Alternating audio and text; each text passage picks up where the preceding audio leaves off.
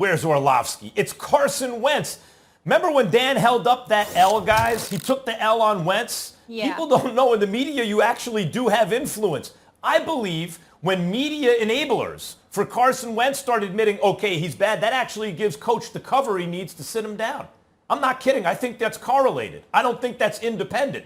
Coach finally sat him down. And by the way, talk about a day late and a dollar short. I told you a month ago, sit Wentz. Hold him accountable. I told you a year ago the stuff I'm hearing coming out of Philly about Wentz changing plays and really running his offense, not Peterson's. I told you last year he was regressing. Hey, everyone, don't enable him and tell him how great he is so he doesn't have to work on anything. He's broken beyond repair. I do not believe in Carson Wentz's future. Guys, Howie Roseman had questions too. It's not that, well, Roseman drafted a quarterback and now that affects Wentz's confidence. Roseman drafted a quarterback because he knew, like, we hitched our star to this guy's wagon. I don't know. We need to do something. Spent a second-round pick. Remember, didn't trade for DeAndre Hopkins. Didn't want to give up the second-round pick. Didn't use it to trade up and get the best receiver possible. Didn't draft someone on the defense. Drafted Wentz's replacement. Now, I told you bench Wentz a month ago so that you can send his message to the team. I compared it to McNabb's benching Stephen A., which I know you remember in Philly, and he took them that season to his 5th NFC championship game. He was held accountable. Wentz wasn't. Wentz was told how great he was. Wentz was coming out talking about that's just the way we do things around here. You want to blame that on the coach or the GM or anyone else? That's ridiculous. Stephen A., you know what I'm saying now? Forget about benching Wentz to fix him. Forget about benching Wentz to try to win the next game. I don't know if Hurts is ready or not. You have to sit Wentz necessarily for the rest of this season to see whether Jalen Hurts can be your quarterback going forward or whether you have to use your top 5 or 6 pick to draft a quarterback because Carson Wentz is over. Finished. It's over. Too much to fix at this point. I warned everybody.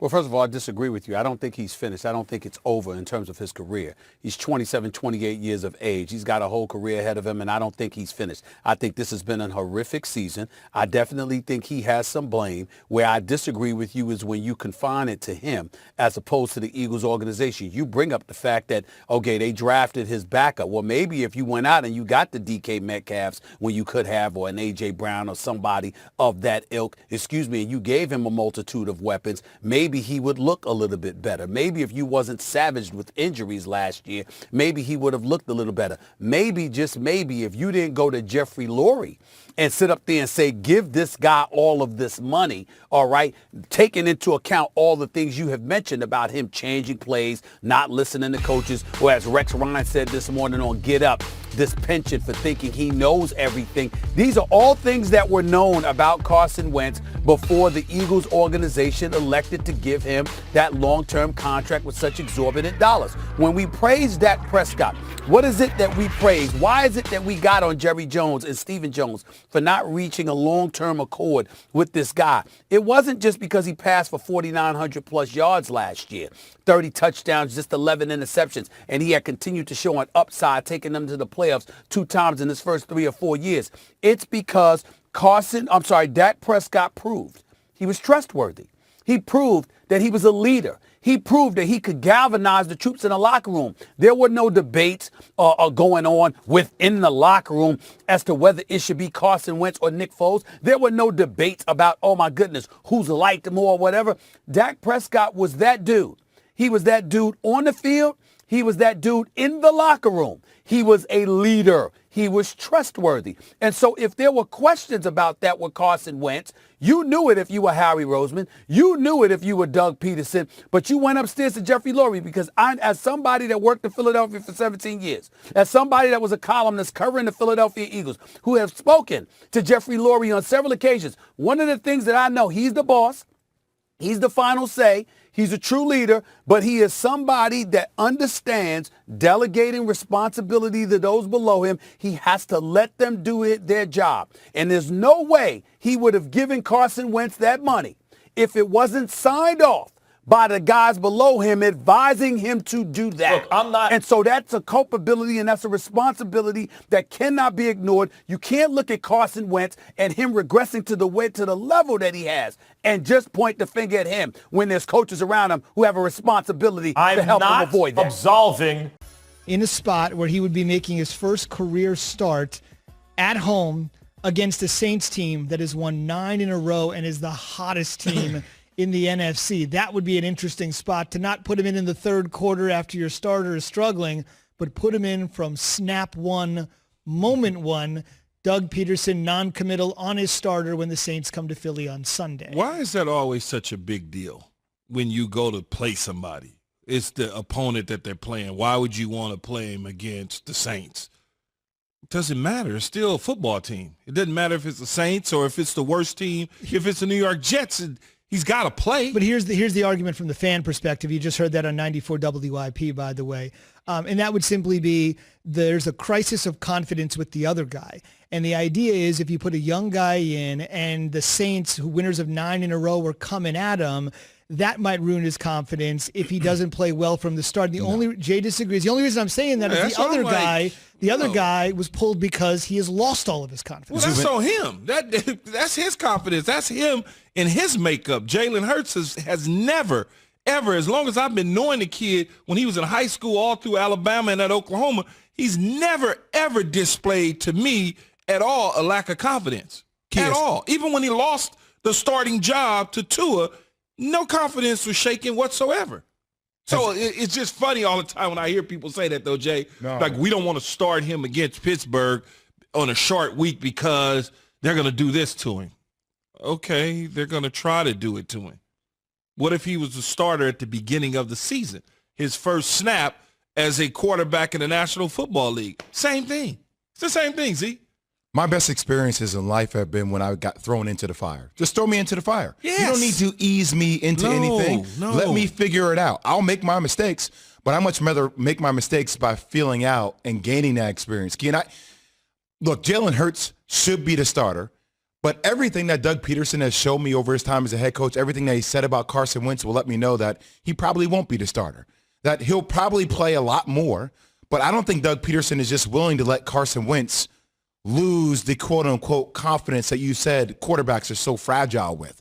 I don't understand that. I don't know why Jalen Hurts isn't the starter, and I know you're going to say follow the money. It's always about following the money, but it has to get to a certain point where Doug Peterson needs to have a conversation with himself in the mirror and say, we have nothing to lose by just starting Jalen Hurts and letting him play a full game. Well, Let him play one full game and see what happens. Last week before, I said that this would probably be right around now, the Green Bay game, see where Carson Wentz is at, where it goes. They made the decision to pull Carson Wentz. Now that you made the decision to pull Carson Wentz, what I would do is now I'm starting Jalen Hurts, and we're going to finish the season with Jalen Hurts. And I know it's a lot of money. Now we're going to have a quarterback competition next offseason and into the season during training camp. That's the way I would set it up. And I think Doug Peterson – I would be shocked if Doug Peterson goes back to Carson Wentz, because what you've now shown the team is that you do have a guy in Jalen Hurts that you have confidence in because he's shown you some things, leading the charge. He was 5 of 12 for 100, a little bit over 100 yards, a touchdown, and a little bit of an interception. That's okay. We can fix that, but we got to give him time to be able to do it.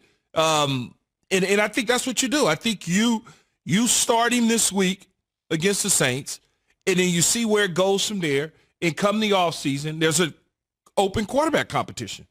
I love this, Zubin, because I just want to see how Carson Wentz responds, right? Like, never lead a life of complacency. Like, don't be complacent. So if Carson Wentz is complacent, it's easy for Carson Wentz to say, you know what?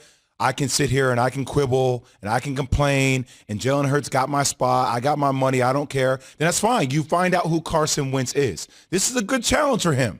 Let him respond. And there's going to be a time, I'm telling you, in the next couple of games, 4 or 5 weeks, where Jalen Hurts makes a mistake and Carson Wentz will find himself back on the field. If he does, if Doug Peterson actually goes to Jalen Hurts, which I don't think he will. So make the most of it. Let's compete. Yeah, and what you can't do to the rest of the team is you can't play the Carson Wentz game. I'm going to start him, then I'm going to yank him out again.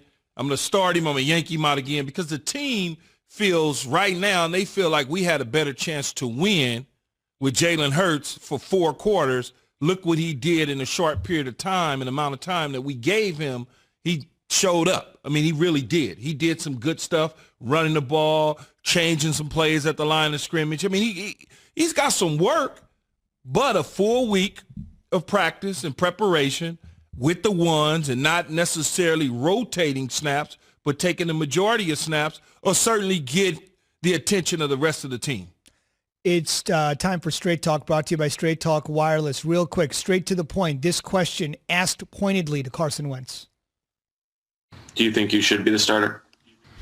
Listen, that's not for me. I know what I'm capable of. I know I can play better. I never have doubted myself or lost my confidence in my abilities. But, like I said, a lot of these things are outside of my control. See, that's the first thing I would have said is I am the starter until somebody tells me something different. That's what I would have said. Well, let me ask you this. By the way, Straight Talk Wireless, no contract, no compromise there for Wentz, straight to the point. Let me ask you this.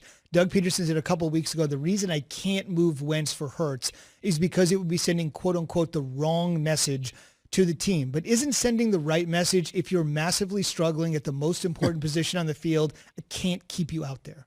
But that was a couple weeks ago, Z. Yesterday, he pulled him.